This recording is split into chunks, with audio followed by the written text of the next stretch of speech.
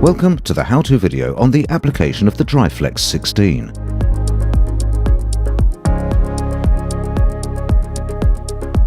Please consider the safety information when using our products. This provides visibility to the substrate.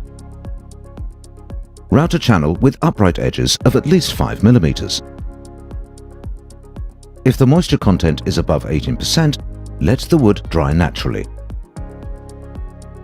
Apply the brick tape to protect surrounding areas.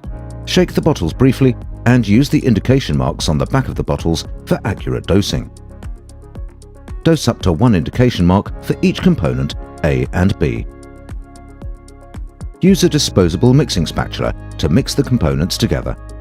Apply the Trifix Uni sparsely to the adhesion/contact surface with a small disposable brush.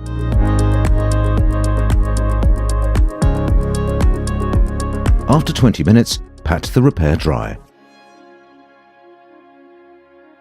Dispense the resin with the EasyQ high-performance dosing gun. Mix the DryFlex to an even color and then spread the resin as flat as possible on the mixing plate. Apply the resin in a thin layer into the repair with the EasyQ buttering knife, ensuring good contact with the repair area. Fill with small amounts from back to front to avoid air pockets. Make sure you build up the repair with enough BioFlex or DryFlex to then be able to shape the repair. Place the modeling knife perpendicular to the paste and always turn in to the repair.